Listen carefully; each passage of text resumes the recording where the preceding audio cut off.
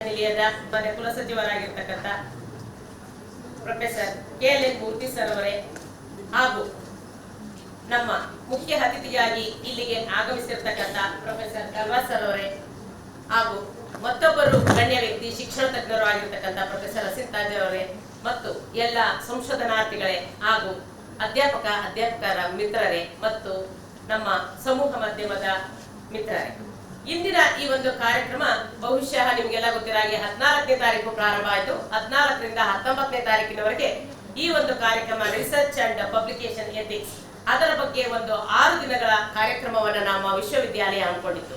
ನಮ್ಮ ವಿಶ್ವವಿದ್ಯಾಲಯ ಈಗಾಗಲೇ ನಿಮಗೆಲ್ಲ ಗೊತ್ತಿರೋ ಹಾಗೆ ಒಂದು NAAC A+ ಗ್ರೇಡ್ ಅನ್ನು ಪಡೆದಿರ್ತಕ್ಕಂಥದ್ದು. ಅದರಲ್ಲೂ ನಮ್ಮ ಅಧ್ಯಕ್ಷತೆಯನ್ನು ವಹಿಸಿರ್ತಕ್ಕಂಥ ಇಂದಿನ ಸನ್ಮಾನ್ಯ ಕುಲಸಚಿವರ ಅಧ್ಯಕ್ಷತೆಯಲ್ಲಿ ಅವರ ಬಂದ ನಂತರ ನಮ್ಮ ಸನ್ಮಾನ್ಯ ಕುಲಪತಿಯರು ಪ್ರೊಫೆಸರ್ ಬಿ ಶರಣಪ್ಪ ಅಲ್ಸೆ ಸರ್ ಅವರು ಇವತ್ತು ಅನುಪಸ್ಥಿತಿಯಲ್ಲಿದ್ದಾರೆ, ಎಲ್ಲ ಹೊರಗೆ ಹೋಗಿದ್ದಾರೆ. ಹಾಗಾಗಿ ಇಂದಿನ ಅಧ್ಯಕ್ಷತೆಯನ್ನ ನಮ್ಮ ಕುಲಸಚಿವರು ನಮ್ಮ ಇವತ್ತು ಆ ಕಾರ್ಯವನ್ನ ನಿರ್ವಹಿಸಿಕೊಡ್ಬೇಕು ಸರ್ ಅಂತ ನಾವು ಕೇಳ್ಕೊಂಡಾಗ ನಮ್ಮ ಕುಲಸಚಿವರು ಕರ್ನಾಟಕ ರಾಜ್ಯ ಮುಕ್ತ ವಿಶ್ವವಿದ್ಯಾಲಯಕ್ಕೆ ಬಂದ ನಂತರ ಮತ್ತೆ ನಮ್ಮ ಕುಲಪತಿಯವರು ಇಬ್ರು ಸಹ ಹೊಸದಾಗಿ ವಿಶ್ವವಿದ್ಯಾಲಯಕ್ಕೆ ಬಂದ್ರು.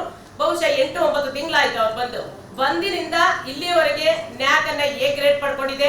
ಮತ್ತೆ ಎಲ್ಲಾ ವಿಶ್ವವಿದ್ಯಾಲಯದ ಎಲ್ಲಾ ಇದಕ್ಕೆ ಆಡಳಿತಾತ್ಮಕವಾಗಿ, ಶೈಕ್ಷಣಿಕವಾಗಿ ಅವರು ನಾವು ಮತ್ತೆ ಟೀಚರ್ಸ್ಗೆ ಬೋಧಕೇತರ ಸಿಬ್ಬಂದಿಯವರಿಗೆ ಏನೆಲ್ಲ ಕಾರ್ಯಕ್ರಮಗಳನ್ನ, ಚಟುವಟಿಕೆಗಳನ್ನ ಹಾಕೊಳ್ತಾ ಇದೆ ಅನ್ನೋದು ಎಲ್ಲರಿಗೂ ಗೊತ್ತಿದೆ. ಹಾಗಾಗಿ ಅವರಿಗೆ ವಿಶ್ವವಿದ್ಯಾಲಯದ ಪರವಾಗಿ ಹಾಗೂ ಡೀನ್ ಅಕಾಡೆಮಿಕ್ ಶೈಕ್ಷಣಿಕ ಆ ಒಂದು ವಿಭಾಗದ ಪರವಾಗಿ ಹಾಗೂ ತಮ್ಮೆಲ್ಲರ ಪರವಾಗಿ ಪ್ರೊಫೆಸರ್ ತಳವಾರ್ ಸರ್ ಅವರು ರಿಟೈರ್ಡ್ ಪ್ರೊಫೆಸರ್ ಮತ್ತೆ ಮಂಗಳೂರು ವಿಶ್ವವಿದ್ಯಾಲಯದ ಸಿಂಡಿಕೇಟ್ ಮೆಂಬರ್ ಆಗಿದ್ರು.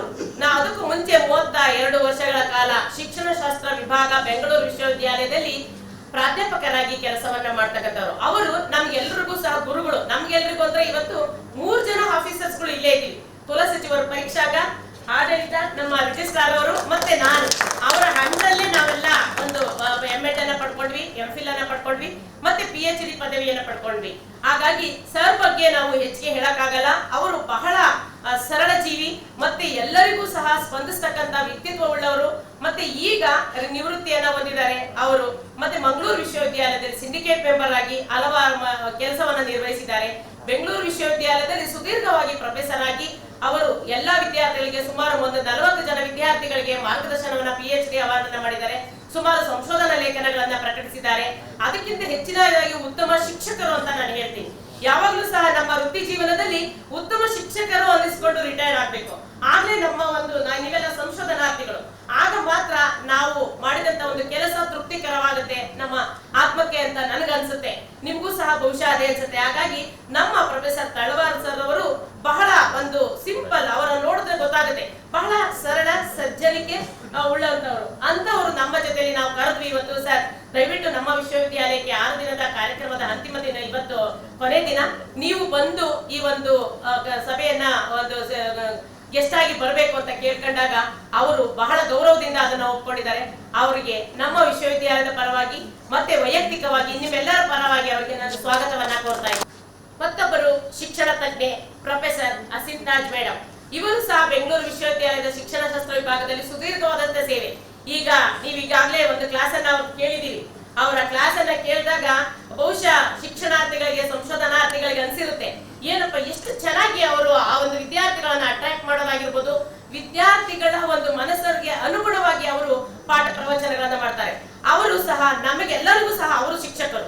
ನಾವು 3 ಜನರು ಇವತ್ತು ಕರ್ನಾಟಕ ರಾಜ್ಯ ಮುಕ್ತ ವಿಶ್ವವಿದ್ಯಾಲಯದ ಈಗಾಗಲೇ ನಾನು ಹೇಳಿದ್ನಲ್ಲ, 3 ಜನ ಕುಲಸಚಿವರಿಗೆ, ಕುಲಸಚಿವರ ಪರೀಕ್ಷಾಂಗ ಮತ್ತೆ ನನಗೆ 3 ಜನಕ್ಕೂ ಸಹ ಅವರು ಸಹ ನಮಗೆ ಒಂದು ಶಿಕ್ಷಕರಾಗಿದ್ರು ಬೆಂಗಳೂರು ವಿಶ್ವವಿದ್ಯಾಲಯದಲ್ಲಿ. ಅವರು ಸುದೀರ್ಘವಾದಂತಹ ಸೇವೆ, ಅಲ್ಲಿ ರಿಸರ್ಚ್ ಸ್ಕಾಲರ್ ಆಗಿ ಬೆಂಗಳೂರು ವಿಶ್ವವಿದ್ಯಾಲಯಕ್ಕೆ ಬಂದ್ರು. ಅಲ್ಲೇ ಪರ್ಮನೆಂಟ್ ಆಗಿ ಕೆಲಸಕ್ಕೆ ಸೇರ್ಕೊಂಡ್ರು ಪ್ರಾಧ್ಯಾಪಕಿಯಾಗಿ. ನಂತರ 32 ವರ್ಷಗಳ ಸತತವಾದ ಒಂದು ಕೆಲಸವನ್ನ ನಿರ್ವಹಿಸಿದ್ರು. ಹಾಗಾಗಿ ಅವರು 30 ವರ್ಷಗಳ ಕಾಲ ಅವರು ನಿರಂತರವಾಗಿ ಅಲ್ಲಿ ಸೇವೆಯನ್ನ ಮಾಡಿದ್ರು.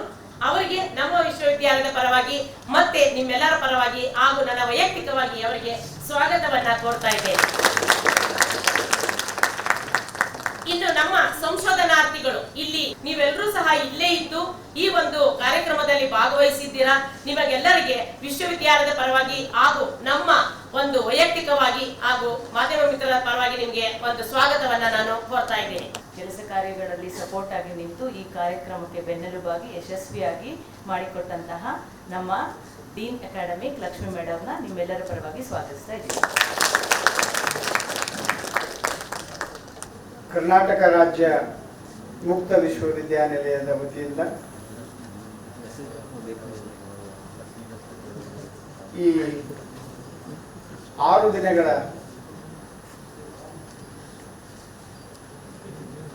ಕಾರ್ಯಾಗಾರವನ್ನು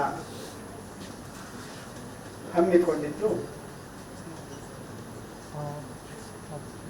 ವಿವಿಧ ವಿಷಯಗಳಲ್ಲಿ ಸಂಶೋಧನೆಯಲ್ಲಿ ನಿರತರಾದ ಅನೇಕ ಸಂಶೋಧಕರು ಭಾಗಿಯಾಗ್ತಿರೋದು ನನಗೆ ವೈಯಕ್ತಿಕವಾಗಿ ಅತೀವ ಹರ್ಷವನ್ನ ತಂದಿದೆ. ಬಹಳಷ್ಟು ವಿಶ್ವವಿದ್ಯಾನಿಲಯಗಳಲ್ಲಿ ಸಂಶೋಧನಾ ಪ್ರಕ್ರಿಯೆ ಮುಕ್ತವಾಗಿರೋದಿಲ್ಲ.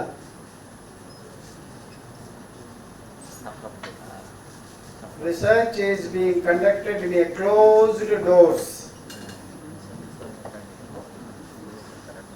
I may not wrong if I say ಮಾರ್ಗದರ್ಶಕರು ಕೂಡ ಸಂಶೋಧನಾ ವಿದ್ಯಾರ್ಥಿಗಳಿಗೆ, ವಿದ್ಯಾರ್ಥಿನಿಯರಿಗೆ ಹೇಳುವ ಮಾತೇ ಇದು. ಯಾರ ಜೊತೆಗೂ ಸಂಶೋಧನೆಯ ಬಗ್ಗೆ ಮಾತಾಡಬಾರ್ದು, ಹಂಚ್ಕೊಳ್ಬಾರ್ದು.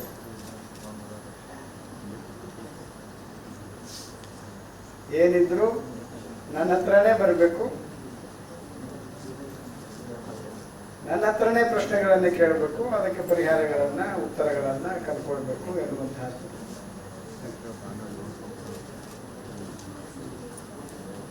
ಅಂತಹ ದಿನಗಳಲ್ಲಿ ಕರ್ನಾಟಕ ಮುಕ್ತ ವಿಶ್ವವಿದ್ಯಾನಿಲಯ ಹಾಕಿಕೊಂಡಿರುವಂತಹ ಈ ಕಾರ್ಯಕ್ರಮ ನಿಜಕ್ಕೂ ಪ್ರಶಂಸನೀಯ ಅಂತ ನನ್ನ ಭಾವನೆ. ಡಾಕ್ಟರ್ ಲಕ್ಷ್ಮಿ ಅವರು ಸುಮಾರು ದಿನಗಳಿಂದ ಇದಕ್ಕೆ ಪರಿಶ್ರಮ ಹಾಕಿದ್ದಾರೆ. ಸಂಪನ್ಮೂಲ ವ್ಯಕ್ತಿಗಳನ್ನು ಆಯ್ಕೆ ಮಾಡುವುದರಿಂದ ಹಿಡಿದು ಈ ಒಟ್ಟು 6 ದಿನಗಳ ಕಾರ್ಯಾಗಾರದ ಕ್ರಿಯಾ ವ್ಯಾಪ್ತಿ ಏನಿರಬೇಕು, ವಿಷಯಗಳು ಯಾವುದಕ್ಕೆ ಹೆಚ್ಚು ಒತ್ತನ್ನು ಕೊಡಬೇಕು ಎನ್ನುವಂಥ ವಿಷಯಗಳಲ್ಲಿ ತುಂಬಾ ಶ್ರಮ ವಹಿಸಿ ಅವುಗಳನ್ನು ಆಯ್ಕೆ ಮಾಡಿಕೊಂಡಿದ್ದಾರೆ. I had an opportunity to go through the content of this 6 days course. ನಾನು ಬಹುಶಃ ಸಂಶೋಧಕನಾಗಿ ಮತ್ತು ಸಂಶೋಧನಾ ಮಾರ್ಗದರ್ಶಕನಾಗಿ ಅನೇಕ ವಿದ್ಯಾರ್ಥಿಗಳ ಜೊತೆಗೆ ನಡೆಸಿದ ಸಂವಾದದ ಒಂದು ಅನುಭವದಿಂದ ವೇದ್ಯವಾದಂತಹ ಸಂಗತಿ ಏನು ಅಂತಂದ್ರೆ,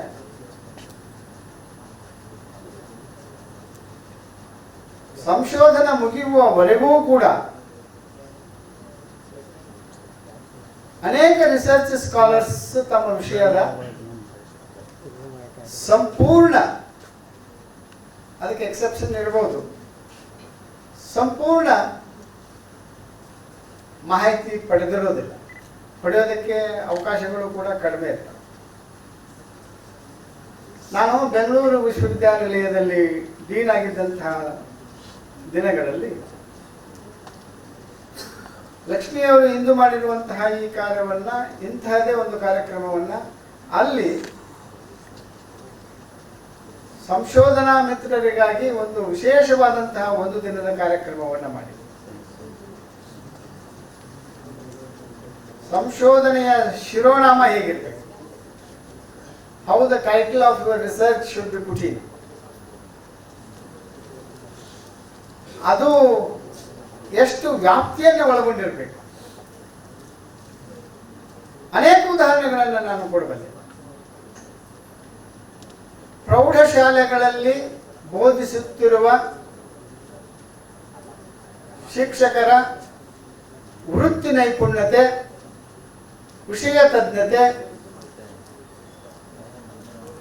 ಮತ್ತು ಬೋಧನಾ ಶೈಲಿ ಪ್ರೌಢಶಾಲಾ ವಿದ್ಯಾರ್ಥಿಗಳ ಮೇಲೆ ಬೀರುವಂತಹ ಪ್ರಮಾಣದ ಪರಿಣಾಮದ ಒಂದು ಅಧ್ಯಯನ. U C how this title was started, from what angle, ಮತ್ತು ಎಷ್ಟೆಷ್ಟು ಅಂಶಗಳನ್ನು ಅದು ಕಲೆ ಹಾಕ್ತು. ನಿಜವಾಗಲೂ ಈ ವಿಷಯದ ಬಗ್ಗೆ ಕೋರ್ಸ್ ವರ್ಕಿನಲ್ಲಿ ನಾವು ಬೆಂಗಳೂರು ವಿಶ್ವವಿದ್ಯಾನಿಲಯದಲ್ಲಿ ಇದ್ದಾಗ ಒಂದು ಘಟಕವನ್ನು ಸೇರಿಸಿಕೊಂಡಿದ್ದಾರೆ ರಿಸರ್ಚ್ ಮೆಥಡಾಲಜಿ ಪೇಪರ್ನಲ್ಲಿ. ಈ ಪ್ರಕಟಣೆ ಮತ್ತು ನಾವು ಆಯ್ಕೆ ಮಾಡಿಕೊಳ್ಳುವಂತಹ ಸಂಶೋಧನಾ ವಿಷಯದ ಬಗೆಗೆ ನಮ್ಮಲ್ಲಿರಬೇಕಾದಂತಹ ಒಂದು ಬದ್ಧತೆ, ಎಥಿಕ್ಸ್ ಅಂದಿದ್ದೀರಿ, ಬಹಳ ಉತ್ತಮ ಪದ. ಎಥಿಕ್ಸ್ ಅಂತಾನೆ UGC ಕೂಡ ಕಾಯಂ ಮಾಡಿರೋದು. ಅದರಲ್ಲಿ ನೀವು ಕೇಳಿರ್ಬೋದು, ಅಲ್ಲಲ್ಲಿ ಸಂಶೋಧನಾ ವಿದ್ಯಾರ್ಥಿಗಳು ಪ್ರತಿಕ್ರಿಯೆ ಕೊಡ್ತಿರೋದನ್ನ. ಎಷ್ಟು ಹೈಪೋಥಿಸಿಸ್ ಸೆಟ್ ಮಾಡಿದೀಯಾ, ಎಷ್ಟು ಅಬ್ಜೆಕ್ಟಿವ್ಸ್ ಸೆಟ್ ಮಾಡಿದೀಯಾ. ಆಬ್ಜೆಕ್ಟಿವ್ ಸೆಟ್ ಮಾಡೋದ್ರಲ್ಲಿ, ಹೈಪೋಥಿಸಿಸ್ ಸೆಟ್ ಮಾಡಿದ್ರಲ್ಲಿ ಅವ್ರ ಸಂಶೋಧನೆ ಇದೆ ಅನ್ನುವಂಥದ್ದೇ ಅನೇಕರ ಭಾವನೆ.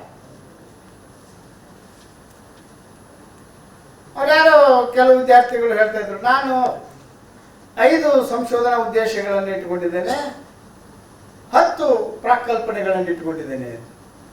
ಬಹಳ ಕಡಿಮೆ ಆಯ್ತದೆ. ಏನಿಲ್ಲ ಅಂದರೂ ಒಂದು ರಿಸರ್ಚ್ ಡಾಕ್ಯುಮೆಂಟ್ನಲ್ಲಿ, ನಿಮ್ಮ ರಿಸರ್ಚ್ ಥೀಸಿಸ್ನಲ್ಲಿ 50 ಆಬ್ಜೆಕ್ಟಿವ್ಸ್ ಇರಬೇಕು, 100 ಹೈಪೋಥಿಸಿಸ್ ಇರಬೇಕು.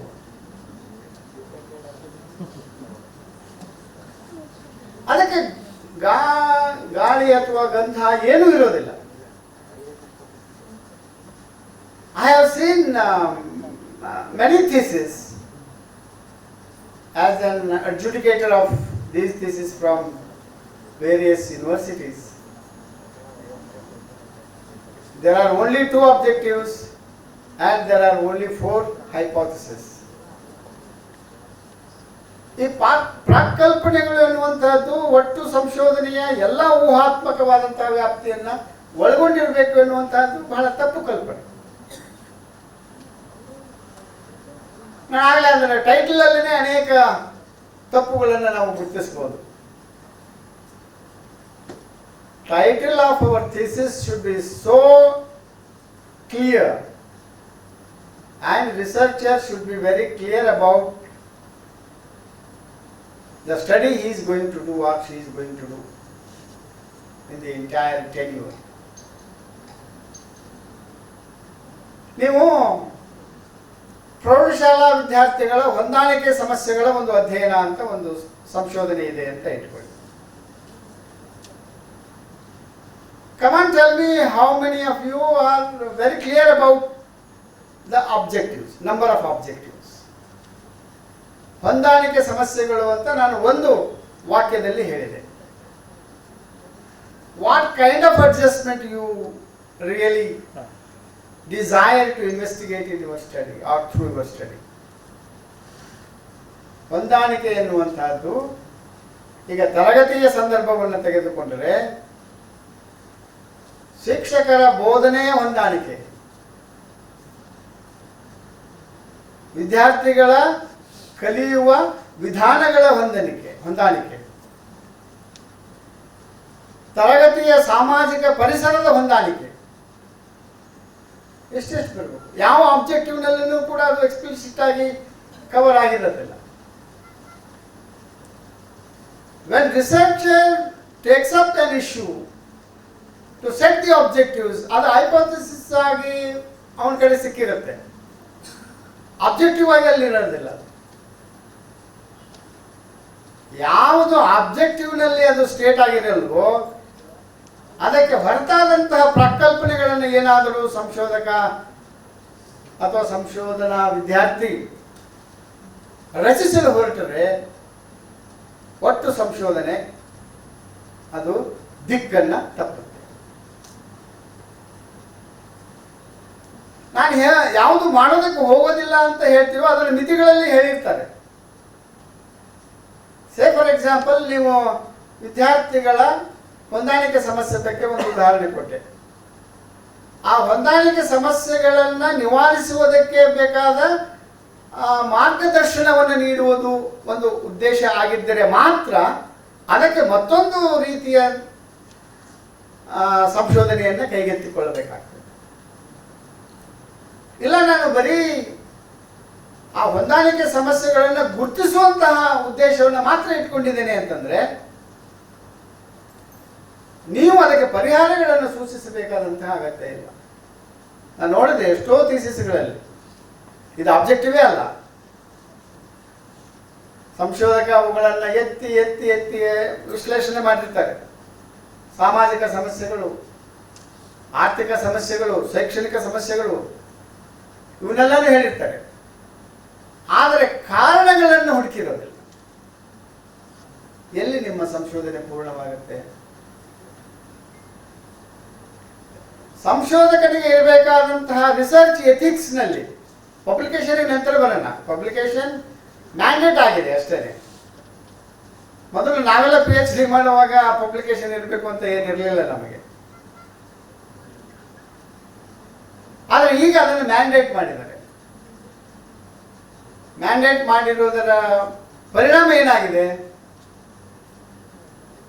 ನೋಡಬೇಕು. ಯಾವ ಮ್ಯಾಗಝಿನ್ಗಳಲ್ಲಿ ಈ ಸಂಶೋಧನಾ ಲೇಖನಗಳು ಪ್ರಕಟವಾಗುವುದಿಲ್ಲವೋ ಅವರೆಲ್ಲ ಸಂಪಾದಕರಿಗೆ ದುಂಬಾಲು ಬಿದ್ದು ಲೆಟರ್ ಬರೆದು, ಆ್ಯಂಡ್ ಇನ್ ಸಮ್ ಕೇಸಸ್ ಆ ಎಡಿಟರ್ ಯಾರಾಗಿರ್ತಾರೆ ಅವರು ನಿಮ್ಮ ಆರ್ಟಿಕಲನ್ನು ಪಬ್ಲಿಷ್ ಮಾಡಬೇಕಾದ್ರೆ you have to become a life member of this magazine. ಒಂದು condition. They are students, they are research scholars. How do you expect? What is the fees for life membership? 5,000 rupees. ಕೆಲವರು ಧೈರ್ಯ ಮಾಡ್ಬೋದು, ಹೋದ್ರೆ ಹೋಗ್ಲಿ 5,000 ರೂಪಾಯಿ ನನ್ನ article ಬಂದರೆ ಸಾಕು. ಕಾಟಾಚಾರವಾಗ್ತಾ ಇದೆ ಪ್ರಕಟಣೆ ಎನ್ನುವಂತಹದ್ದು. ನೀವು ನೀತಿಶಾಸ್ತ್ರ ಅಂತ ಹೇಳಿದ್ದೀರಿ, ಬದ್ಧತೆ ಅಂತ ನಾನು ಅದನ್ನು ಭಾವಿಸ್ಕೊಳ್ತೇನೆ. ಆ ಬದ್ಧತೆಗಳೆಲ್ಲ ಹೇಗಾಗ್ತಿದ್ದಾವೆ ಅಂತಂದರೆ, ನಾನು ಈಗೇನೋ 3 ಮಾಡಿರ್ಬೇಕೇನು, 3 ಪ್ರಕಟಿತ ಲೇಖನಗಳು, 2 ಆ 2 ಪ್ರಕಟಿತ ಲೇಖನಗಳು ಕಡ್ಡಾಯ. ಅದರಿಂದಾಗಿ ಹೊಸ ಹೊಸ ಮ್ಯಾಗಝಿನ್ಗಳು ಹುಟ್ಟುಕೊಂಡು, ನಾವೆಲ್ಲ ಎಜುಕೇಷನ್ನಲ್ಲಿ ಟೀಚರ್ ಎಜುಕೇಷನ್ ಮ್ಯಾಗಝಿನ್ನು NCERT ಡೆಲ್ಲಿಲಿಂದ ಬರ್ತಿತ್ತು. ಅಲ್ಲಿ 3 ವರ್ಷ ಪ್ರಕಟವಾಗುವುದಕ್ಕೆ ಸಾಕಾಗುವಷ್ಟು ಆರ್ಟಿಕಲ್ಗಳು ಸೆಲೆಕ್ಟ್ ಆಗಿರ್ತಿದ್ವು. ನಾವೆಲ್ಲ ಆರ್ಟಿಕಲ್ ಕಳಿಸಿದಾಗ ನಮಗೊಂದು ಉತ್ತರ ಬರೋದು, ನಿಮ್ಮ ಆರ್ಟಿಕಲ್ ಸ್ವೀಕೃತವಾಗಿದೆ, ಇದನ್ನು 4 ವರ್ಷದ ನಂತರ ಪ್ರಕಟಿಸಲಾಗುವುದು. ಎಂತೆಂಥ ಒತ್ತಡಗಳು ನೋಡಿ. And that is a standard magazine. I don't condemn it. ವರ್ಷಕ್ಕೆ ಏನು ಮಾಡೋದಕ್ಕೆ ಶುರು ಮಾಡಿದ್ರು? 4 ವರ್ಷ ಕಾಯಬೇಕಲ್ಲ. ನಮ್ಮ ವಿದ್ಯಾರ್ಥಿಗಳು ಕಾಯೋ ಸಂಯಮ ಇದೆಯಾ? ವಿದ್ಯಾರ್ಥಿಗಳಿಗಿದ್ರು ಗೈಡಿಗೆ ಇರೋದಿಲ್ಲ. ಬೇಗ ಬೇಗ ಮುಗಿಸ್ಬಿಟ್ರೆ ನೀವು ಮುಗಿಸ್ಕೊಂಡು ಇಲ್ಲಿಂದ ಹೋಗ್ಬೇಕು. ನೀನು ಮತ್ತೆ ಇರಬಾರ್ದು ಯೂನಿವರ್ಸಿಟಿಯಲ್ಲಿ, ಡಿಪಾರ್ಟ್ಮೆಂಟಲ್ಲಿ. ಆವಾಗ ಅನೇಕ ಮ್ಯಾಗಝೀನ್ಗಳು, ನಿಯತಕಾಲಿಕೆಗಳು ಕುತ್ಕೊಳ್ಳೋದಕ್ಕೆ ಶುರುವಾಯಿತು. ನಾನು ಈ ಸಮಯದಲ್ಲಿ ಹೆಚ್ಚು ನಿಮಗೆ ಹೇಳುವ ಪ್ರಯತ್ನವನ್ನು, ಸಾಹಸವನ್ನು ನಾನು ಮಾಡೋದಿಲ್ಲ. ಯಾಕೆಂದರೆ ನಿಮ್ಮ ಈ 6 ದಿನದ ಕಾರ್ಯಕ್ರಮದಲ್ಲಿ ಆ ವಿಷಯಗಳನ್ನೇ ಸಂಪನ್ಮೂಲ ವ್ಯಕ್ತಿಗಳು ನಿಮಗೆ ಉದಾಹರಣೆ ಸಮೇತ ಅವುಗಳನ್ನು ಹೇಳಿದ್ದಾರೆ. ಮತ್ತು ಯಾರ್ಯಾರು ಯಾವ ಘಟ್ಟದಲ್ಲಿ ಸಂಶೋಧನೆ ಮಾಡ್ತಾ ಇದ್ದೀರಿ ಅನ್ನೋದು ಕೂಡ ನನಗೆ ಕರೆಕ್ಟಾಗಿ ಗೊತ್ತಿಲ್ಲ. ಒಂದು 3 ಹಂತಗಳನ್ನು ನಾವು ಸಂಶೋಧನೆಯಲ್ಲಿ ಗುರುತಿಸ್ಬೋದು. ಅವರು ಮೊದಲನೇದು ಪೀಠಿಗೆ ಅಂತ ಹೇಳ್ತಾರಲ್ಲ, ನಮ್ಮ ಥೀಸಿಸ್ನಲ್ಲಿ ಪೀಠಿಗೆಗೆ ಬೇಕಾಗುವಂಥ ವಿಷಯಗಳನ್ನೇ ಕುರಿತು ಆಗಲೇ ಆರ್ಟಿಕಲ್ ಬರೆಯೋದಕ್ಕೆ ಅಲ್ಲಿ ಇಲ್ಲಿ ಹೋಗ್ತಿರ್ತಾರೆ, ಕೇಳ್ತಿರ್ತಾರೆ, ಗೈಡೆನ್ಸ್ ತಗೋತಿರ್ತಾರೆ. ನನ್ನ ದೃಷ್ಟಿಯಲ್ಲಿ ಲೇಖನಗಳ ಪ್ರಕಟಣೆ ಅಂತಂದರೆ, ನೀವು ಮಾಡುವಂತಹ ಸಂಶೋಧನೆಯ ಅನೇಕ ಪ್ರಕಾರಗಳಲ್ಲಿ ಕೆಲವನ್ನ ನಿಮ್ಮ ಥೀಸಿಸ್ ಒಪ್ಕೊಳ್ಳೋದಕ್ಕೆ ಸಾಧ್ಯ ಇಲ್ಲ. ಯಾಕಂದರೆ ಅದು ನಿಮ್ಮ ಉದ್ದೇಶನೂ ಅಲ್ಲ, ಪ್ರಾಕಲ್ಪನೆಯೂ ಅಲ್ಲ. ಆದರೆ ದತ್ತಾಂಶ ಸಂಗ್ರಹದಲ್ಲಿ ಹೇಗೋ ನಿಮಗೆ ಅರಿವಿದ್ದೋ ಅರಿವಿಲ್ಲದೆಯೋ ಆ ಮಾಹಿತಿ ನಿಮಗೆ ಪ್ರಾಪ್ತವಾಗಿರುತ್ತೆ. ಸಂಶೋಧಕನಿಗೆ ನಿಜವಾಗಲೂ ಕಳಕಳಿ ಏನು ಅಂತಂದರೆ, ಈ ವಿಷಯ ಇದೆ, ನಾನು ಎಲ್ಲಿ ಅದನ್ನು ಸೇರಿಸಲಿ ನನ್ನ ಥೀಸಿಸಲ್ಲಿ? Neither my objectives nor my hypothesis allow this kind of information into the thesis. I tell you to write an article. Such is the place where researcher can utilize this information and publish the articles. ನಾವೆಷ್ಟೋ ಲೇಖನಗಳನ್ನು ನೋಡಿದ್ದೇವೆ. ಅವರು ಸಂಶೋಧನೆಯ ಭಾಗದಲ್ಲಿ ಮುಂದೆ ಅದು ಉಪಯೋಗ ಆಗಿರುತ್ತೆ ಅವನಿಗೆ, ಅದರ ಮೇಲೇ ಲೇಖನ ಬರೆದಿರ್ತಾರೆ.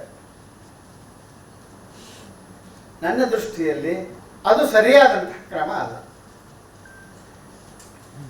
ನೀವು ದತ್ತಾಂಶ ಸಂಗ್ರಹ ಮಾಡಿ ಕೆಲವು ಸತ್ಯಾಂಶಗಳನ್ನು ತಿಳಿದುಕೊಂಡ ಮೇಲೆ ನೀವು ಆಯ್ಕೆ ಮಾಡಿಕೊಂಡಂತಹ ಸಮಸ್ಯೆಗೆ ಪೂರಕವಾದಂತಹ ಕೆಲವು ಸಿದ್ಧಾಂತಗಳನ್ನು, ಅಥವಾ ಸಿದ್ಧಾಂತ ದೊಡ್ಡ ಪದ ಆಯಿತು, ಸಮಾರೋಪಗಳನ್ನು ಕೈಗೊಳ್ಳುವಂತಹ ಪ್ರಯತ್ನವನ್ನು ಮಾಡ್ತಿರ್ತೀರ. ಅಲ್ಲಿ ಬಳಸ್ಕೊಳ್ಬೋದು ಅವನ್ನ. ಅಲ್ಲೆಲ್ಲೂ ಬಳಸ್ಕೊಳ್ಳೋದಕ್ಕೆ ಸಾಧ್ಯ ಆಗದೇ ಇರುವಂತಹ ವಿಷಯ ಇರುತ್ತೆ. ಆ ವಿಷಯಗಳನ್ನು ಲೇಖನ ಬರೆಯೋದಕ್ಕೆ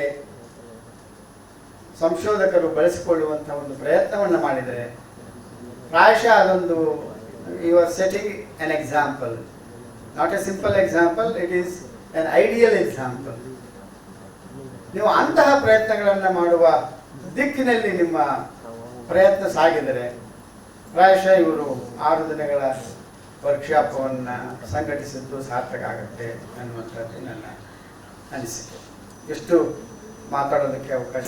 They are meant for their punctuality, for their discipline, for their commitment, for their smart work, for their accuracy, for their dedication, for their kind and a patient and a caring nature.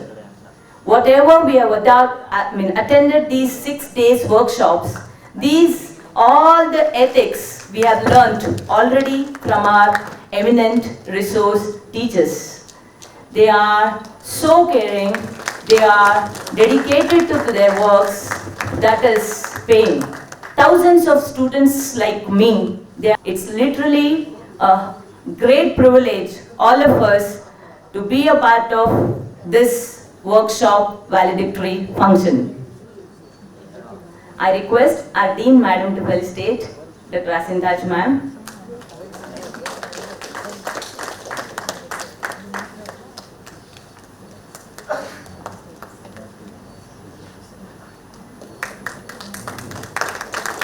"76 pages of a profile a madam has got already, we got to know, and many more awards. At that, a very simple word I would say, both of them are the gems in the education field. They were not, they are contributing. They are not the retired one. They are in the service. They'll be in the service till their last breath. It's an immense pressure. I completely thank to the organizers felicitating them. Thank you so much, ma'am. Thank you so much, sir. Thank you so much. Once again, a pleasant good afternoon to all of you. President of today's function and Registrar of KSOU, Professor Kelan Murthy, Senior Professor, my colleague in Department of Education, Professor M.S. Talwar, Chairperson and Dean Academics and Coordinator of this program, Dr. Lakshmi, and Registrar Evaluation, Dr. Praveen was here, maybe in the first part of that, and in absentia, I'm addressing to him. I'm feeling very, very happy to be here for two reasons. One is that I would like to congratulate the authorities as well as academic dean for choosing a very, very apt topic, that is research and publication ethics, which is an added paper by the UGC as mandatory paper for the PhD coursework. And they have conducted a 6 days workshop on that particular paper, which is really, really very, very good. And secondly, today I am feeling that all the dignitaries are the dais, that I am feeling that all Bangalore University is sitting here because everybody's roots are from Bangalore University. So I am extremely happy that our students, Professor Kelan Murthy, Professor Praveen, Professor Lakshmi, they all have occupied such very high positions, and also I wish that they go for further much higher and higher positions. I am extremely happy. And since the ultimatum is given by Lakshmi that since there is no time, and thus the topic that was chosen was research and publication ethics, maybe one or two things that I would like to add to that. Like as a researcher, when you are conducting a research is conducted only to find out a truth, to find out the facts. So the research has to be what it is rather than what we want it to be. So then only we call it as a research. As a researcher, we have a lot of responsibilities. And I was just listening to one of the participants, like the experts were invited from various fields, and almost for 6 days, some 23, 24 lectures have gone on the same topic, and probably you had a lot of information on publication ethics as well as research. As a researcher, when you, and maybe in higher education now that PhD is made mandatory, there are many more to take up the research work, and knowing research methodology, apart from maybe the ethics in order to conduct research is very, very important for any researcher. Like one of the very, very important thing in a researcher, when I was talking about the tool construction, you construct tool and you go for data collection. Many times it may not be a tool that you are giving. Sometimes you may be observing an individual, maybe conducting into whatever it is. Informed consent is very, very important. Now we are living in a world that is surrounded by a lot of media technology. You must have seen in various areas, people are audio recording, video recording, taking pictures without the knowledge of the people, right? And in case of research, and such things cannot be done, because research, you have to inform an individual if you are observing, right? If you are taking a picture, right? If you are following an individual, because without the consent of an individual, no data can be taken for the purpose of research, because that would become unethical. So informed consent is very, very important. Apart from that, maybe guaranteed anonymity is very, very important. There may be some people who are speaking on a very, very important, pertinent issue, but still they don't like to be named. They don't want their name to be published. So the researcher having guaranteed that they won't do it, later once the responses are taken, they should not disclose the name of the person. That becomes an unethical on the part of a researcher. And apart from that, even guaranteed privacy. Just because somebody has given you consent that they will be the subject for experiment for your research, or maybe they are willing to give response to your questionnaire, you cannot morning, evening or midnight, anytime you can call them, you can talk to them, or enter maybe their personal space and ask them to do the give the responses, and that is also not allowed. That is also considered as unethical, because guaranteed privacy is very, very important. And of course, you know, plagiarism, everybody must have spoken Now because of the availability of the technology, right, there are a lot of sources available for us for a review of related literature, for the type of researches which are conducted, right? So you must have been probably heard from the experts. Now because of the artificial intelligence, now you have got a friend, ChatGPT, right? ChatGPT can give anything and everything, and that is not a original research. ChatGPT can be only a guidance app for you, but research has to be done by the individuals. Such type of even tools, there are other various other digital tools. You can make use of it only for your maybe saving the time and all that, maybe copying it, taking it and various sources, maybe in a digital form also, that amounts to plagiarism, and that is also considered to be unethical, right? Making use of such type of tools also. And the researcher has also got many more type of responsibilities, maybe even towards the users, towards the students, maybe towards the teachers. Like in case if you have done the fabrication of the data, instead of getting the data collected from the stakeholders, maybe student, teacher, or whoever are your sample, maybe you can ask somebody to sit and simply tick all the questionnaires and just give it to you. That's called as data fabrication. That cannot be done. That is an unethical practice on part of a researcher. And apart from that, manipulation of the results. So you have seen that probably as a researcher, you had certain assumptions. You had certain hypotheses. In case when you are having a finding that goes contradictory to your assumptions and hypothesis, if a researcher in the end tries to change and modify the results or maybe the finding as per your liking or wishes, then that becomes once again whatever we call it as like manipulation of the results, and that is considered to be unethical, and you are cheating maybe the people or maybe the users or the stakeholders. And again, when we are talking about probably the generalizations, whenever there is a fabrication of data, manipulation of results, they are not valid generalizations. When the generalizations are not valid, the research is also invalid. So you have to keep it in mind, all these things. Apart from that, there are other few things like maybe duplication of the work. You must have published one research paper, maybe taking from the same content, maybe adding another variable, publication, and double publication. Sometimes you are publishing with one publisher and maybe with a change of title, or maybe here and there publishing with others, duplication of work, double publication. Sometimes even typing and printing mistake is also a part of, and that is ethical issue, because sometimes what happens, even a comma or a full stop that you are giving in a sentence can change the meaning, that the whole meaning of that particular paragraph or a complete sentence, right? Like for example, when we say maybe in a judgment, hang him, not leave him, just a comma, a typing error, right? Hang him not, a comma, leave him. It's a question of life and death. So in a printing, maybe you cannot, a researcher cannot say show ignorance for a typological error, because that can mislead the reader. So including maybe the typing or maybe the printing errors or these type of errors, there are a lot of things to be spoken. Since there is no time, I have just only tried to speak, since your topic was on research and publication ethics. I have just tried to give some of the important key points that you can keep it in mind on research and publication ethics. So I am extremely happy again. I wish this administration as well as the university, Dean Academics and all the administrators, our students here, to go more further and further with better. They have got A plus, and I wish they get A++ also, and I wish all the research scholars, staff and all of you here a very, very good life, as well as wish you all the best. Thank you so much for giving the opportunity. Thank you.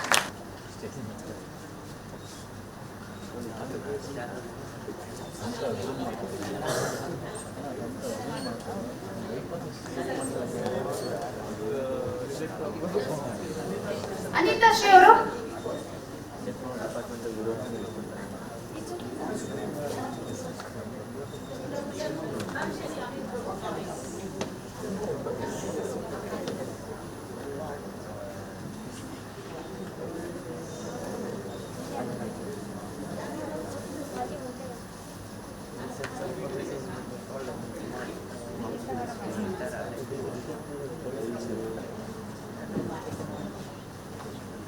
ಎಲ್ಲರಿಗೂ ನಮಸ್ಕಾರ. ಕರ್ನಾಟಕ ರಾಜ್ಯ ಮುಕ್ತ ವಿಶ್ವವಿದ್ಯಾಲಯ ಮುಕ್ತ ಗಂಗೋತ್ರಿ ಮೈಸೂರು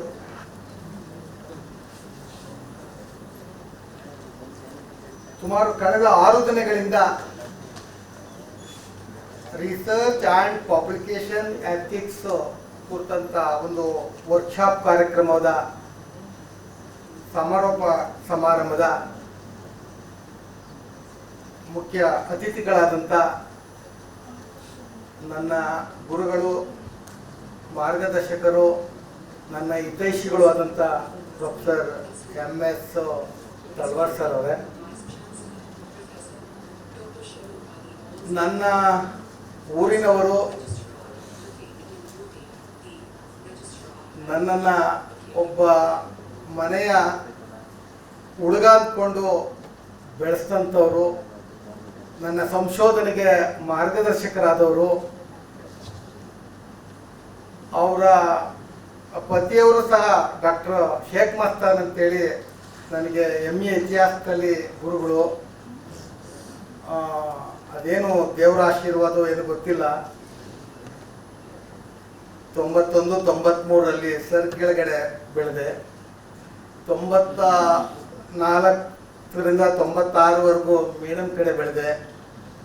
ನನ್ನ ಸಂಶೋಧನೆ ಮಾಡುವಂಥ ಸಂದರ್ಭದಲ್ಲಿ ನಾನು ಮನೆಗೆ ನಾಗರಬಾವಿ ತೆಂಗಿನ ತೋಟದ ಮನೆಯಲ್ಲಿದ್ದರು. ನಾನು ಹೋದರೆ ಮನೆಗೆ ಕಾಫಿ, ಟಿಫನ್ನು, ಊಟ ಮಾಡಿದ್ರೆ ಕಳಿಸ್ತಿರ್ಲಿಲ್ಲ. ಯಾಕೆಂದರೆ ಇವತ್ತು ನಾವು ಎಷ್ಟೇ ಬೆಳೆದ್ರೂ ನಮ್ಮನ್ನು ಕಷ್ಟಕಾಲದಲ್ಲಿ ನೋಡಿದವ್ರನ್ನ ನಾವು ನೆನಪಿಸ್ಕೊಡ್ಬೇಕಾದ್ದು ನಮ್ಮ ಕರ್ತವ್ಯ. ಇವತ್ತೇನಾದರೂ ಈ ಸ್ಥಾನದಲ್ಲಿ ಬಂದು ನಿಂತ್ಕೊಳಕ್ಕೆ ತಲ್ವಾರ್ ಸರ್ ಆಗಿರ್ಬೋದು, ನಮ್ಮ ಶೇಖ್ ಮಸ್ತಾನ್ ಸರ್ ಆಗಿರ್ಬೋದು, ಹಸೀನ್ ತಾಜ್ ಮೇಡಮ್ ಆಗಿರಬೇಕು, ಇಂಥ ಎಲ್ಲ ಅನೇಕ ಗುರುಗಳ ಆಶೀರ್ವಾದ ಇರೋದ್ರಿಂದ ಇವತ್ತು ಭಾಳ ಚಿಕ್ಕವರು ನಾನು. ಆದರೆ ಇವತ್ತು ನನಗೆ ಇನ್ನೊಂದು ಸಂತೋಷ ಏನಂದರೆ, ಆ ಇಬ್ಬರು ಗುರುಗಳ ಮಧ್ಯದಲ್ಲಿ ನನಗೊಂದು ಕೂತ್ಕೊಳ್ಳೋ ಒಂದು ಅವಕಾಶ ಸಿಕ್ತಲ್ಲ, ಇದರಂತ ಯಾರಿಗೂ ಸಿಗಲ್ಲ ಅಂತ ಅಂದ್ಕೊಂಡಿದ್ದೀರಿ. ಹಾಗಾಗಿ ನಮ್ಮ ಇಲ್ಲಿ ಆಲ್ರೆಡಿ ನಾವು 4 ಜನ ಮೇಡಮ್ ಶಿಷ್ಯಂದಿರಿದ್ದೀವಿ. ನಾವು ಒಬ್ಬರನ್ನ ಬಿಟ್ಟರು ಡಾಕ್ಟರ್ ಕೃಷ್ಣಪ್ಪ ಅಂತ ಎಜುಕೇಷನ್ ಡಿಪಾರ್ಟ್ಮೆಂಟಲ್ಲಿದ್ದಾರೆ, ನನ್ನ ಸೀನಿಯರು. Madam 3 senior. ಅವರು ನಮ್ಮ ಊರಿನವ್ರೆ. ಎನ್ ಲಕ್ಷ್ಮಿ ಅವರು ಏನು ಕೋಆರ್ಡಿನೇಟರ್ ಆಗಿ ಡೀನ್ ಆಗಿ ಕೆಲಸ ಮಾಡ್ತಾ ಇದ್ದಾರೆ. ನನ್ನ ಅಣ್ಣನ ಕ್ಲಾಸ್ಮೇಟ್ ಅವ್ರ ಹೈಸ್ಕೂಲಲ್ಲಿ, ಅವ್ರಿಗೆ ದೂರ ಅಲ್ಲ. ಅವರ ತಂದೆ, ಅವ್ರ ಬ್ರದರ್ಸ್ ಎಲ್ಲ ವೆರಿ ಕ್ಲೋಸ್ ಟು ಮೀ, ಅವರ್ ಫ್ಯಾಮಿಲಿ. ಸೊ ಹಾಗಾಗಿ ನಾನು MA ಮಾಡಕ್ಕೆ ಹೋದಾಗ ಮೇಡಮ್ PhD ಮಾಡ್ತಾಯಿದ್ರು. ನಮ್ಮ ಸುಧಾ ಮೇಡಮ್ ಅಂತಿದ್ರು, PG ಸುಧಾ ಮೇಡಮ್ ಹತ್ರ ಮಾಡ್ತಾಯಿದ್ರು. ಆಮೇಲೆ ಕೃಷ್ಣಪ್ಪ ನನ್ನ ಸೀನಿಯರು MPhil ಮಾಡ್ತಾಯಿದ್ರು. ಸೊ ನಾವು 3 ಜನ ಬಿಟ್ಟ ಮೇಲೆ ಪ್ರವೀಣ್ ಅವರು ಜಾಯ್ನ್ ಆದರು ಎಜುಕೇಷನ್. ಭಾಳ ಜೂನಿಯರು ಪ್ರವೀಣ್, ಡಾಕ್ಟರ್ ಪ್ರವೀಣ್ ಅವರು. ಸೊ ಹಾಗಾಗಿ ಒಂದು ಹೇಳೋದಂದರೆ, ಎಜುಕೇಷನ್ ಡಿಪಾರ್ಟ್ಮೆಂಟಲ್ಲಿ ಇದ್ದಂಥ ಟೀಮ್ ಇತ್ತಲ್ಲ, ಭಾಳ ದೊಡ್ಡ ಟೀಮ್ ಇತ್ತು ನಮ್ಮ ಬೆಂಗಳೂರು ಸಿಟಿಯಲ್ಲಿ. Professor Kajapeer, father of education department in Bangalore, Kajapeer ಅವರು the former vice chancellor Karnataka university Dharwad. ಅವರಾದ್ಮೇಲೆ ಡಾಕ್ಟರ್ ಪುರಾಣಿಕ್ ಅಂತಿದ್ರು. ಅವರಾದ್ಮೇಲೆ ನಮ್ಮ ಮೇಡಮ್ ಗುರು ಒಬ್ಬರಿದ್ರು, ನಳಿನಿ ರಾವ್ ಅಂತೇಳಿ. ಸುಧಾ, ಉಮೆ ಕುಸುಮು, ಇನ್ನೊಬ್ರು ಮೇಡಮ್ ಸರಸಭಾವತಿ, ಕುಸುಮ್ ಅವರಿದ್ರು. ಸೊ ಫುಲ್ ಪಿಡ್ತ್ ನಮ್ದು ಇತ್ತು. ಸುಮಾರು 8-9 ಜನ ಬ್ಯಾಂಗ್ಳೂರ್ ಸಿಟಿ ಎಜುಕೇಷನ್ ಡಿಪಾರ್ಟ್ಮೆಂಟ್ಗಿತ್ತು. ಬಹುಶಃ ಅಲ್ಲಿ ಓದಿರೋರೆಲ್ಲರೂ ಭಾಳ ಜನ ಎಲ್ಲ ಒಳ್ಳೊಳ್ಳೆ ಪೋಸ್ಟಲ್ಲಿ ಇವತ್ತು ಇದ್ದೀವಿ. ನನಗೆ ಒಂದು ಡಾಕ್ಟರ್ ಲಕ್ಷ್ಮಿ ಅವರಿಗೆ ನಾನು ಥ್ಯಾಂಕ್ಸ್ ಹೇಳಬೇಕು. ಯಾಕೆಂದರೆ 2 ಗುರುಗಳ ಮಧ್ಯದಲ್ಲಿ ನನ್ನನ್ನು ಕೂರಿಸಿ ಇವತ್ತು ಆಹ್ವಾನ ಮಾಡಿದ್ರಿಂದ ನಾನು ವಿಶೇಷವಾದಂಥ ಥ್ಯಾಂಕ್ಸ್ ಹೇಳ್ತೀನಿ. ಈಗ ರಿಸರ್ಚ್ ಬಗ್ಗೆ ಹೇಳೋದಾದ್ರೆ, ಬಹುಶಃ ಉದ್ಘಾಟನಾ ಸಮಾರಂಭದಲ್ಲಿ ಏನನ್ನು ಹೇಳ್ಬೇಕು ಅನ್ನೋದ ಬಹುಶಃ ನಾನು ಹೇಳ್ಬಿಟ್ಟಿದ್ದೀನಿ. ಮತ್ತೆ ಅದನ್ನ ಹೇಳಿದ್ರೆ ಸಮಂಜಸ ಅಲ್ಲ. ಮೇಡಮ್ ಇವತ್ತು ಏನು ರಿಸರ್ಚ್ ನಡೀತಾ ಇದೆ ಅಂತ ಹೇಳಿದ್ದೀನಿ ಮೇಡಮ್. ಗೈಡ್ ಹೆಂಗಿದ್ದಾರೆ, ಸ್ಟೂಡೆಂಟ್ ಹೆಂಗಿದ್ದಾರೆ, ಹೆಂಗ್ ಪೇಪರ್ ಮಾಡಿರ್ತಾರೆ, ಹೆಂಗ್ ಬರೀತಾರೆ, ಈ ಔಟ್ಸೋರ್ಸಸ್ ಏನೇನಿದ್ದಾವೆ ಅದೆಲ್ಲ ಹೇಳ್ಬಿಟ್ಟಿದ್ದೀನಿ ಮೇಡಮ್. ಹಾಗಾಗಿ ಮತ್ತೆ ಅದು ನಾನು ಪುನರುಚ್ಚರಿಸಲ್ಲ. ನನ್ನ ರಿಸರ್ಚ್ ಹೋದಾಗ ಮೇಡಮ್ ಎಷ್ಟೋ ಸಲ ಬೈದಿರೋದುಂಟು, 3 ತಿಂಗಳಾದ್ರೂ ನೀನು ಮಾಡಲ್ಲ ರಿಸರ್ಚ್ ಅಂದಿದ್ದಾರೆ. ನಿಮ್ಗೆ ವರ್ಕ್ ಮಾಡ್ಬೇಕು ನೀನು. ಸ್ವಲ್ಪ ನಾನು MA ಹಿಸ್ಟ್ರಿ ಮುಗಿದಿತ್ತು, ಸೆಕೆಂಡ್ PG ಕೋರ್ಸ್ ಅಲ್ಲ, ಸ್ವಲ್ಪ ಓಡಾಡೋದು ಜಾಸ್ತಿ ಇತ್ತು. ಇಲ್ಲ ನೀನು ಹಿಂಗಾದ್ರೆ ಕಷ್ಟ ಆಗ್ತದೆ ತೋರ್ಸಿ ಅಂತ ನೇರವಾಗಿ ಮುಖ ಕೊಡಿಯೋರು. ರಿಸರ್ಚ್ ಹೇಳುವಾಗ ಮುಖ ಕೊಡಿಯೋರು. ಆಮೇಲೆ ಒಂದು ಸ್ವಲ್ಪ ಕೊಡ್ತಿಯಲ್ಲ, ಕಾಫಿ ಕೊಟ್ಬಿಡ್ತೀನಿ, ಕಾಫಿ ಕುಡ್ದು ಹೋಗ್ಬಿಡಿ ಅಂತ. ಅಂದ್ರೆ ನನ್ನನ್ನ ಬೆಳೆಸೋದಕ್ಕೆ ಒಂದ್ ಕಡೆ ಬೈದ್ರೆ, ಇನ್ನೊಂದ್ ಕಡೆ ನನ್ನನ್ನ ಮನೆ ಮಗನ ತರ ನೋಡ್ಕೊಂಡು ನಾನು ಬೆಳೆಸಂತ ಸರ್. ಅಷ್ಟೇ ನಮ್ಮ ಶೇಖ್ ಮಸ್ತಾನ್ ಸರ್ ಇವತ್ತು ನಾನು ಬೆಂಗಳೂರಿಗೆ ಹೋದ್ರೆ ಅವ್ರು ಇವತ್ತು ನನ್ನ ಬಗ್ಗೆ ಅಷ್ಟೇ ಆತ್ಮೀಯಾಗಿ ಮಾತಾಡ್ತಾರೆ. ಮೂರ್ತಿ ಹೇಗೆ ಹವಾರಿ ಅಂತಾರೆ.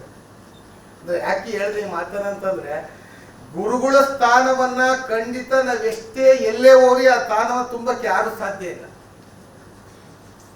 ಇವತ್ತು ನಾನು ಯಾಕೆ ಅವ್ರ ಮುಂದೆ ಹೇಳ್ತಾ ಇದ್ದೀನಿ ಇದನ್ನ ಅಂತಂದಾಗ, ಇವತ್ತು ಒಂದು ಪಕ್ಷ ನಾನು Bangalore university, Tumakuru university, Davanagere university, Rani Chennamma university, Karnataka state university, this is the 5th one university. ನಾನು 5 ಯೂನಿವರ್ಸಿಟಿಗೆ ಬಂದಿದ್ದೆ. ನಾನು ಇಷ್ಟು ಯೂನಿವರ್ಸಿಟಿಯಲ್ಲಿ ಓಡಾಡ್ಕೊಂಡ್ ಬಂದಿರೋದ್ರಿಂದ ನನ್ನ ದಕ್ಷಿಣ ಕರ್ನಾಟಕ ಮತ್ತು ಉತ್ತರ ಕರ್ನಾಟಕದ ಭಾಗ ಎಲ್ಲವೂ ನನಗೆ ಪರಿಪೂರ್ಣ ಆಗಿದೆ. ಮೇಡಮ್ ಬಿಜಾಪುರಕ್ಕೆ ಬಂದಾಗ, ವುಮನ್ ಯೂನಿವರ್ಸಿಟಿ ಫಂಕ್ಷನ್ ಬಂದಾಗ ಹೋಗಿ ಮಾತಾಡ್ಸ್ಕೊಂಡ್ ಬರ್ತಿದ್ದೆ. ಆ ಗುರುಸ್ಥಾನ ಅನ್ನೋದು ಖಂಡಿತ ಯಾರ್ಯಾರು ತುಂಬಕ್ಕೆ ಸಾಧ್ಯ ಇಲ್ಲ. ಅವರ ಆಶೀರ್ವಾದ ಇದ್ರೆ ಖಂಡಿತ ನಾವು ಎಲ್ಲಿ ಬೇಕಾದ್ರೂ ಮುಂದೆ ಬರ್ಬೋದು. ಸಂಶೋಧನೆ ಅನ್ನೋದು ಯಾವತ್ತೂ ನಿರಂತರವಾಗಿ ನಡೀತಾ ಇರೋದು. ಸಂಶೋಧನೆ ಅದು ನಿಂತ ನೀರಲ್ಲ. ಆದ್ರೆ ಇತ್ತೀಚಿನ ಸಂಶೋಧಕರು ಅದನ್ನ ನಿಂತ ನೀರು ಮಾಡಿಬಿಟ್ಟಿದ್ದಾರೆ. ನಿಂತ ನೀರು ಏನಾಗ್ತದೆ, bad smell. The flowing of water ತರ ಇದ್ದಾಗ ಏನಾಗುತ್ತೆ, ಫ್ರೆಶ್ ವಾಟರ್ ಇರ್ತದೆ. ಹಾಗೆ ನಮ್ಮ ರಿಸರ್ಚು ಅಷ್ಟೇನೆ ಫ್ಲೋಯಿಂಗ್ ಇರ್ತಾ ಇರ್ಬೇಕು. ಅಂದ್ರೆ ಹೊಸ ಹೊಸ ಆಯಾಮದಲ್ಲಿ, ಹೊಸ ಹೊಸ ಸಿದ್ಧತೆಗಳಲ್ಲಿ ನಾವು ಮಾಡ್ತಾ ಹೋದಾಗ ಏನಾಗುತ್ತೆ ಅಂದ್ರೆ ನಾವು ಒಳ್ಳೆಯ ಸಂಶೋಧನೆ. ನೋಡಿ, ನೀವು 6 ದಿನದ ಹಿಂದೆ ಬಂದಂತ ಸಂದರ್ಭದಲ್ಲಿ ನಿಮ್ಮ ಮನಸ್ಥಿತಿ, ಈ 6 ದಿನ ಕಳೆದ ಮೇಲೆ ನಿಮ್ಮ ಸಂಶೋಧನೆ ಮನಸ್ಥಿತಿ ಬದಲಾವಣೆ ಆಗಿದೆಯಲ್ವಾ? ಅಂದ್ರೆ ಒಂದು ಸಂಶೋಧನೆಯನ್ನ ಹೇಗ್ ಮಾಡ್ಬೇಕು. ಆಮೇಲೆ ಇನ್ನೂ ಒಂದು special thanks doctor N Lakshmi. ಅಂದ್ರೆ ಹೈಲಿ ಎಕ್ಸ್ಪರ್ಟ್ ಕರೆಸಿದ್ದಾರೆ. ಯಾರು ಡಮ್ಮಿ ಕ್ಯಾಂಡಿಡೇಟ್ ಅಲ್ಲ. ಈ ಪದ ಬಳಸ್ತಾ ಇದ್ದೀನಿ, ಬಳಸಬಾರ್ದು. ನಿಮಗೆ ಬಂದಿರೋ ಅಂತಿರಲ್ಲ, ಹೈ ರೆಪ್ಯೂಟೆಡ್ ಸ್ಕಾಲರ್ಸ್, ಪ್ರೊಫೆಸರ್ಸ್ ಇದ್ದಾರೆ. ಸೊ ಹಾಗಾಗಿ ನಿಮಗೆ ಗೊತ್ತಿದೆ. ಈಗ ನಾನು ಹೇಳಂಗಿಲ್ಲ, ಯಾಕೆಂದ್ರೆ 6 ದಿನದ ಪಾಠ ಕೇಳಿದ್ರೆ ನೀವು. ಯಾಕೆಂದ್ರೆ ಸ್ಟೂಡೆಂಟ್ಸ್ಗೆ ಯಾವ ಟೀಚರ್ ಪಾಠ ಮಾಡಿದಾಗ ಯಾರು ಅನ್ನೋದು ನಿಮಗೆ ಗೊತ್ತಾಗ್ತದೆ.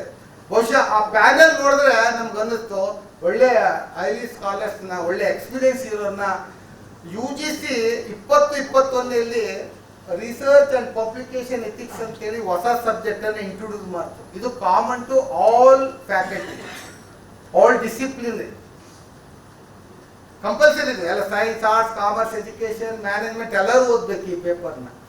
ಸೊ ಹಾಗಾಗಿ ಈ ಪೇಪರ್ಗೆ ನಾವು ಯಾಕೆ ಇದುವರೆಗೂ ಈ ಕರ್ನಾಟಕ ಓಪನ್ ಯೂನಿವರ್ಸಿಟಿಯಲ್ಲಿ ಯಾಕೆ ನಾವು ಈ ಕೋರ್ಸ್ ವರ್ಕಲ್ಲಿ ಇದನ್ನ ಮೇಡಮ್ ತಗೊಂಡ್ರು ಅಂತಂದ್ರೆ, ನಮ್ಮ ವಿದ್ಯಾರ್ಥಿಗಳು ಮತ್ತು ಇದು ಓಪನ್ ಯೂನಿವರ್ಸಿಟಿ. ಈಗ ಕನ್ವೆನ್ಷನಲ್ ಯೂನಿವರ್ಸಿಟಿಯಲ್ಲಿ ಏನಾಗ್ತದೆ, every Saturday Sunday regular class ನಡೀತದೆ. ನಾವು ಮಾಡ್ತೀವಿ, ಮಾಡಲ್ಲ ಅಂತಲ್ಲ. ಆದ್ರೆ ಈ 6 ದಿನದಲ್ಲಿ ಎಥಿಕ್ಸ್ ಅನ್ನ ಹೇಗಿರ್ಬೇಕು, ಪಬ್ಲಿಕೇಶನ್ ಎಥಿಕ್ಸ್ ಅನ್ನ ಹೇಗೆ ತಿಳ್ಕೊಳ್ಬೇಕು, ರಿಸರ್ಚ್ ಅನ್ನ ಹೇಗಿರ್ಬೇಕು, ನಾವು ನಮ್ಮ ಮನಸ್ಥಿತಿ ಹೇಗಿರ್ಬೇಕು, ಸಂಶೋಧನಾ ಮಾರ್ಗೋಪಾಯಗಳೇನು. ನಮ್ಮ ಅಸಿಂತಾಜ್ ಅವರು ಅವ್ರ ಹಸ್ಬೆಂಡ್ ಏನಾದ್ರು ಮೆಥಡಾಲಜಿ ನಿಂತ್ಕೊಂಡ್ಬಿಟ್ರೆ 3 ಗಂಟೆ ಆದ್ರೂ ಟೈಮೇ ಗೊತ್ತಾಗಲ್ಲ. ಬಹುಶಃ ನಿಮಗೆ ಆಲೇ ಎಕ್ಸ್ಪೀರಿಯನ್ಸ್ ಆಗಿರ್ಬೇಕು. ಅವ್ರ ಸ್ಪೀಚ್, ಎವ್ರಿ ಸ್ಪೀಚ್ ಕೇಳ್ತಾ ಇದ್ರೆ ಟೈಮೇ ಗೊತ್ತಾಗ್ತಿಲ್ಲ.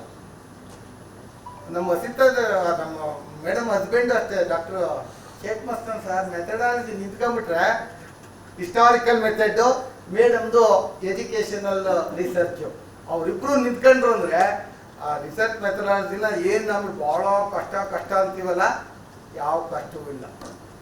ಒಂದ್ಸಲಿ ನಾವು ಅರ್ತ್ಕಡೋವರೆಗೂ ಕಷ್ಟ, ಅರ್ತಿದ್ದಾದ್ಮೇಲೆ ಅದರಂತೂ ಈಸಿ ಆಗ್ತದೆ. ಈಗ ನೀವು ನೆಕ್ಸ್ಟ್ ನಾಳೆ ಎಲ್ಲ ಹೋಗಿ ನೀವು ಇದನ್ನ ಎಥಿಕ್ಸ್ ಬಗ್ಗೆ ಪಾಠ ಮಾಡ್ಬೋದು, ರಿಸರ್ಚ್ ಬಗ್ಗೆ ನೀವು ಪಾಠ ಮಾಡ್ಬೋದು. ಈಗ ಈ 6 ದಿನದ ಅನುಭವ ಇದೆಯಲ್ಲ, ನಿಮ್ಮ ಮನಸ್ಸನ್ನ, ನಿಮ್ಮ ಮನಸ್ಥಿತಿಯನ್ನ, ನಿಮ್ಮ ಸಂಶೋಧನಾ ಮಾರ್ಗೋಪಾಯಗಳನ್ನ ಎಷ್ಟು ಬದಲಾವಣೆ ಆಗಿದೆ ಅಂತೇಳಿ ನಾನು ಭಾವಿಸ್ಕೊಡ್ತೀನಿ.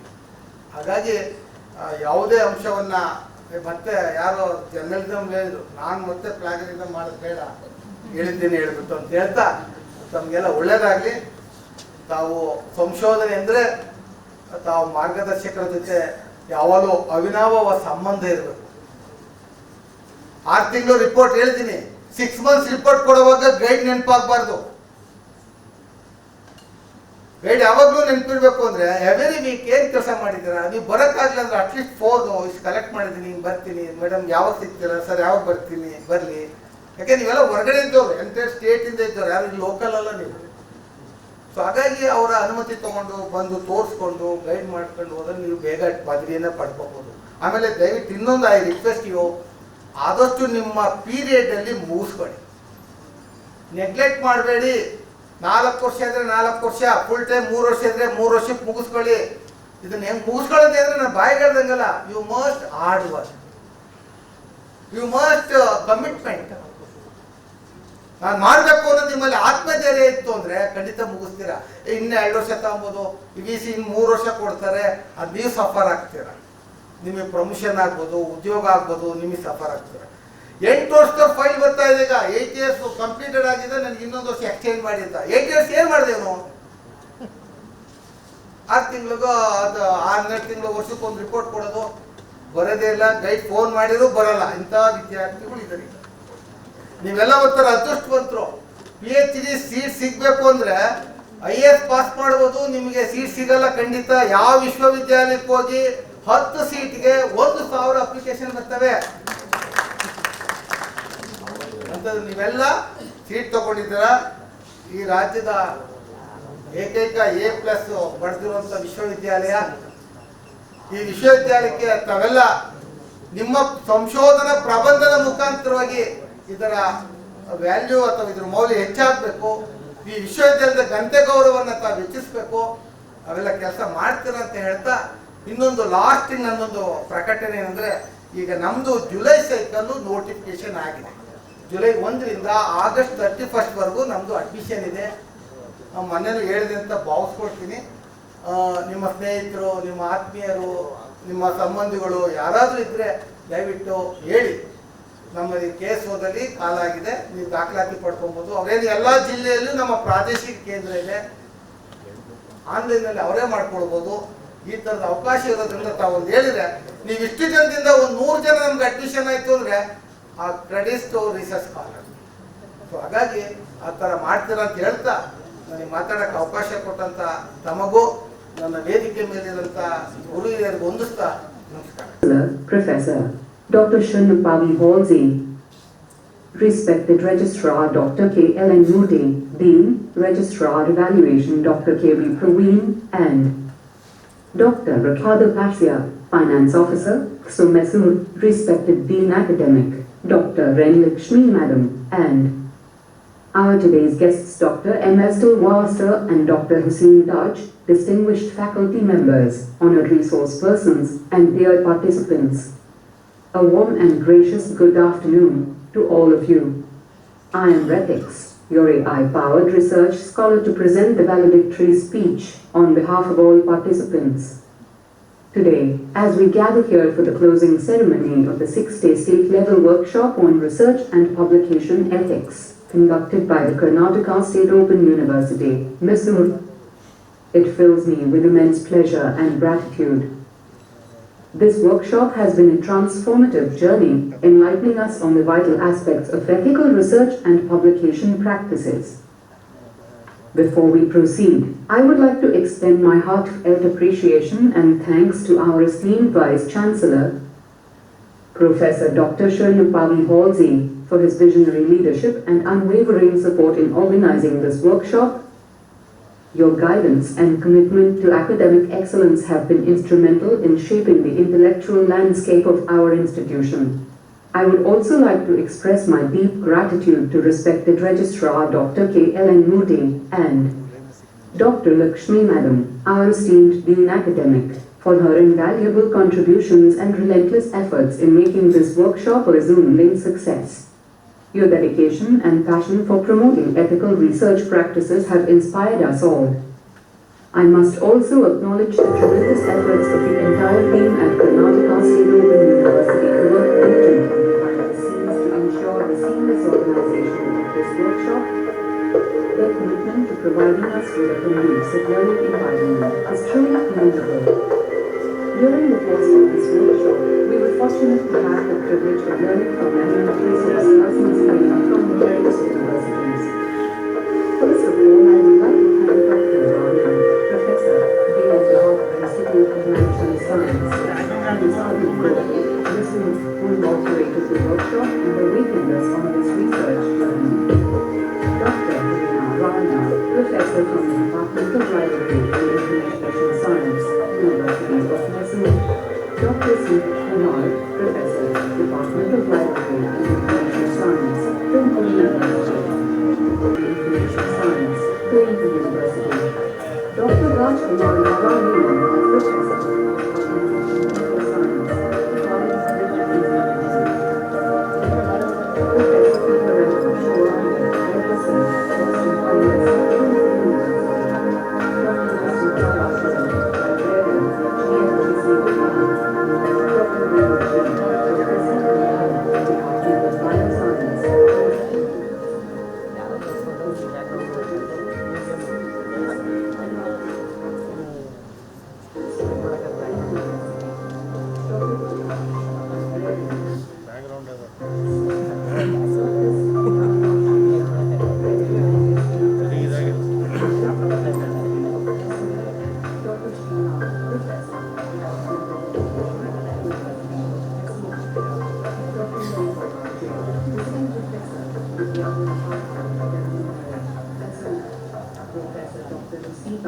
Department of Education, Bengaluru University.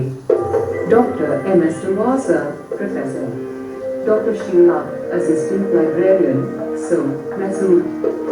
All the distinguished professors and resource persons delivered enlightening sessions on research and professional ethics, misconduct, plagiarism, different publication databases and research metrics. The diligent explanations equipped us with the essential knowledge to navigate the complex world of research metrics effectively. We learned about the different databases and its significance in scholarly communication and research impact assessment. The insights provided us with a valuable understanding of how citations shape the academic landscape. Some professors explained the concept of publication misconduct and shed light on the ethical challenges researchers may face and emphasized the importance of upholding ethical standards throughout the publication process. These 6 days have been overwhelming, providing us with a new direction in the field of research. We now have a clearer understanding of where to start, how to conduct surveys, and how to select appropriate topics. Moreover, we recognize the importance of maintaining ethical conduct as scholars. The knowledge gained during this workshop has instilled in us the confidence to embody ethical values and methodologies in our research journey. On behalf of all the participants and research scholars, I extend my heartfelt thanks to all the resource persons who have enlightened us with their expertise and guided us on the path of ethical research and publication practices. Your dedication and commitment have left an indelible impact on our academic and professional lives. As we conclude this workshop today, let us carry the torch of ethical research and publication practices forward. Let us adopt the values and methodologies we have learned here and make a conscious effort to uphold ethical standards in all our scholarly endeavors. Once again, I extend my heartfelt gratitude to Karnataka State Open University, our respected Vice Chancellor, Professor Dr. Srinupali Harris, our esteemed Dean Academic, Dr. Lakshmi Madam, and the entire team for organizing this remarkable workshop. Your dedication to nurturing a culture of research excellence is truly commendable. May the knowledge and experiences gained during this workshop propel us towards new heights of academic achievement and ethical research practices. Thank you all, and I extend my best wishes to each and every one of you as you embark on your future endeavors. Thank you. ಅಭಿನಂದನೆಗಳು. gratitude and not expressing it is like wrapping a gift and not giving it. That may also lead to ethical plagiarism. ಈ ಒಂದು 6 ದಿನದ ಪಯಣದಲ್ಲಿ ಸಿಂಗಾಪುರದಂಥ ವಾತಾವರಣದಲ್ಲಿ ನಮ್ಮ ಕಲೀಲಿಕ್ಕೆ ಅವಕಾಶವನ್ನು ಮಾಡಿಕೊಟ್ಟ ಹಾಗೂ ಈ ಕಾರ್ಯಕ್ರಮದ ಯಶಸ್ವಿಗೆ ಕಾರಣರಾದಂತಹ ಪ್ರತ್ಯಕ್ಷವಾಗಿ ಮತ್ತೆ ಪರೋಕ್ಷವಾಗಿ ಕಾರಣೀಭೂತರಾದಂಥ ಎಲ್ಲರಿಗೂ ಕೂಡ ಒಂದು ಕೃತಜ್ಞತೆಗಳನ್ನು ಸಲ್ಲಿಸುವಂಥ ಸಮಯ. Deepu from department of sociology PhD scholar, ಇವರು ವಂದನಾರ್ಪಣೆ ಕಾರ್ಯಕ್ರಮವನ್ನು ಮಾಡ್ಕೊಡ್ಬೇಕಂತ ಕೇಳ್ತಾ ಇದ್ದೀನಿ. ಮುಕ್ತ ವಿಶ್ವವಿದ್ಯಾಲಯ ಮುಕ್ತ ಗಂಗೋತ್ರಿ ಮೈಸೂರು ಅವರ ನೇತೃತ್ವದಲ್ಲಿ ಆಯೋಜಿಸಲಾಗಿದ್ದ 6 ಸಂಶೋಧನೆ ಮತ್ತು ಪ್ರಕಟಣಾ ನೀತಿಶಾಸ್ತ್ರ ಕುರಿತು 6 ದಿನಗಳ ರಾಜ್ಯ ಮುಕ್ತ ಮಟ್ಟದ ಕಾರ್ಯಾಗಾರದ ಮುಕ್ತಾಯ ಸಮಾರಂಭದಲ್ಲಿದ್ದೇವೆ. ಮೊದಲನೇದಾಗಿ ಪ್ರೊಫೆಸರ್ ಶರಣಪ್ಪ ವಿ ಹಳ್ಸೆ, ಗೌರವಾನ್ವಿತ ವೈಸ್ ಚಾನ್ಸಲರ್, ಅವರ ಅನುಪಸ್ಥಿತಿಯಲ್ಲಿ ಅವರಿಗೆ ಧನ್ಯವಾದಗಳು ತಿಳಿಸ್ತೇನೆ. ಸಭೆಯ ಅಧ್ಯಕ್ಷತೆ ವಹಿಸಿಕೊಂಡಿರುವಂತಹ ಪ್ರೊಫೆಸರ್ KLN ಮೂರ್ತಿ, ರಿಜಿಸ್ಟರ್, ಕರ್ನಾಟಕ ರಾಜ್ಯ ಮುಕ್ತ ವಿಶ್ವವಿದ್ಯಾಲಯ ಮುಕ್ತ ಗಂಗೋತ್ರಿ ಮೈಸೂರು, ಇವರಿಗೆ ನೆನಪಿನ ಕಾಣಿಕೆ ಕೊಡುವ ಮೂಲಕ ಧನ್ಯವಾದಗಳನ್ನು ಅರ್ಪಿಸುತ್ತೇವೆ. ಪ್ರೊಫೆಸರ್ ಪ್ರವೀಣ್ ಮುಕ್ತ ಗಂಗೋತ್ರಿ ಮೈಸೂರು, ಇವರ ಅನುಪಸ್ಥಿತಿಯಲ್ಲಿ ಇವರಿಗೂ ಧನ್ಯವಾದಗಳನ್ನು ಅರ್ಪಿಸುತ್ತೇವೆ. ಈ ಕಾರ್ಯಕ್ರಮದ ಮುಖ್ಯ ಅತಿಥಿಗಳಾಗಿ ಆಗಮಿಸಿರುವಂತಹ ಪ್ರೊಫೆಸರ್ MS ತಳ್ವಾಸರ್, ರಿಟೈರ್ಡ್ ಪ್ರೊಫೆಸರ್ ಮತ್ತು X syndicate member Mangaluru university, ಇವರಿಗೆ ಆತ್ಮೀಯ ವಂದನೆಗಳು. ಇವರ ಜೊತೆಗೆ professor Haseen Khan, retired professor, department of education Bengaluru university, ಇವರಿಗೂ ಸಹ ಧನ್ಯವಾದಗಳನ್ನು ಅರ್ಪಿಸುತ್ತೇನೆ. Professor N Lakshmi madam, dean academics, Karnataka ರಾಜ್ಯ ಮುಕ್ತ ವಿಶ್ವವಿದ್ಯಾಲಯ ಮುಕ್ತ ಗಂಗೋತ್ರಿ ಮೈಸೂರು, ಇವರಿಗೆ ನೆನಪಿನ ಕಾಣಿಕೆ ಕೊಡುವ ಮುಖಾಂತರ ಇವರಿಗೆ ಧನ್ಯವಾದಗಳನ್ನು ಅರ್ಪಿಸುತ್ತೇವೆ. ಈ ಕಾರ್ಯಕ್ರಮಕ್ಕೆ 6 ದಿನಗಳಲ್ಲೂ ರಿಸೋರ್ಸ್ ಪರ್ಸನ್ಸ್ಗಳು ಆಗಮಿಸಿ ಸಾಕಷ್ಟು ಮಾಹಿತಿಗಳು